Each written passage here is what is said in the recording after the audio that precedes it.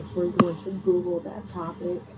And I'm just going to go with the AACP.org because they're accredited and they have their top 10 reasons. That's the American Association of Colleges of Pharmacy, AACP.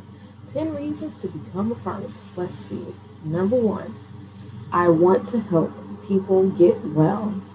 I'm not going to read all of this because you guys can read yourself, but definitely with healthcare, you want to help people get well.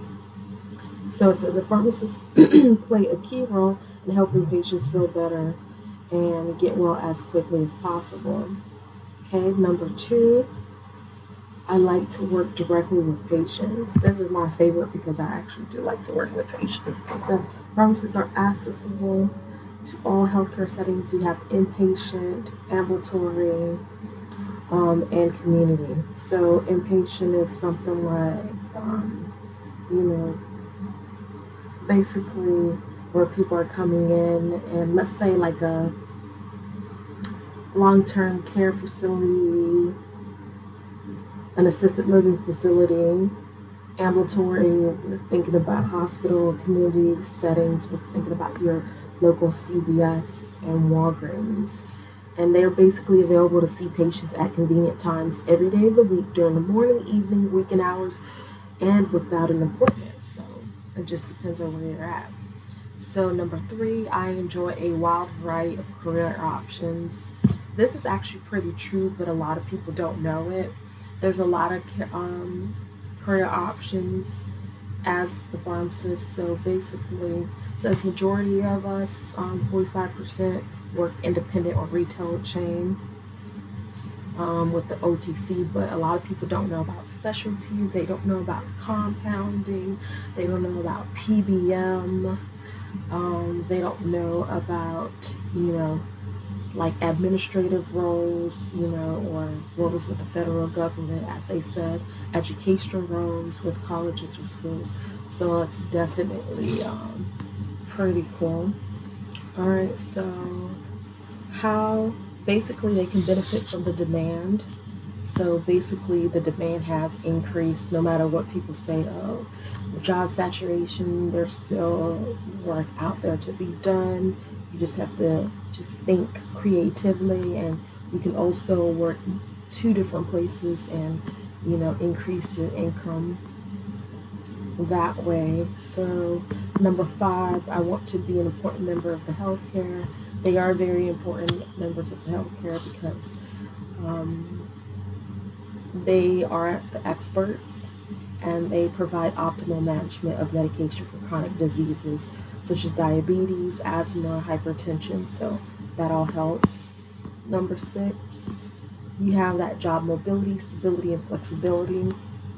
So a lot of people don't know this, but once you get your licensure, you can go between states and you can do non-traditional or part-time work and still earn a good living.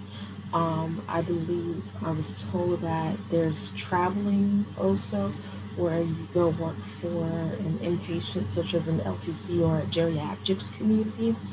And essentially with that geriatrics community, you just go to each person, you assess their current medication list, and you just essentially see what needs to be taken off, what is redundant, if there needs to be any changes based upon the lab work that's presented. So excited to be a part of the major interventions in medication therapy. This is a good one too because as we're growing as a discipline, you have to think of medication as pharmacogenomics. So that basically means, like people come in different shades and varieties. So our genes are varied. So just because one person may respond to a medication in this particular way, effectively or more effectively, doesn't mean that it'll work for, patient B. So we just basically have to tailor, the drug therapies and ensure that the patients are getting what they need.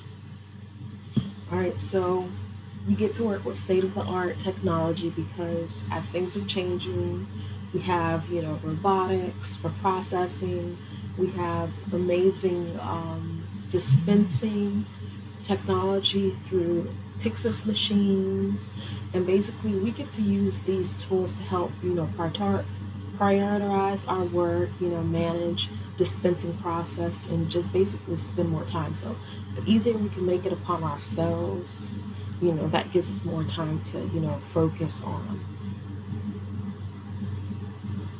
drug therapy, counseling patients, you know, and basically doing what it is a pharmacist does on a daily basis.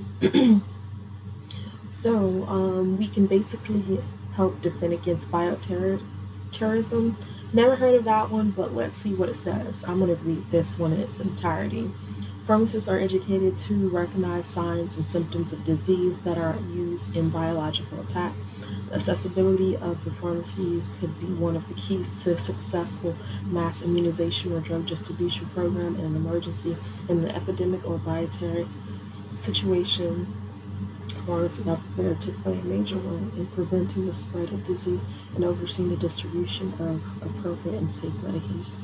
According to the CDC, pharmacists are equipped with the necessary skills to help improve our nation's health and are vital members of the team in public health initiatives. That's true because we actually take a course on different pathological agents and basically assessing it and knowing what would cause that pathological agent and whether it's gram negative, gram positive, what medications they're sensitive to, what medications they're resistant to. So if we can definitely be an ally to the healthcare team and helping cure and treat the patient. Number 10, I would like to be a highly respected member of the community. Yes, that is definitely true. They're highly interested with the health of our families. We have to abide by HIPAA rules. We have to do all the things that's necessary. So I definitely agree with these top 10 reasons. Thank you, ACCP, for that. Appreciate it.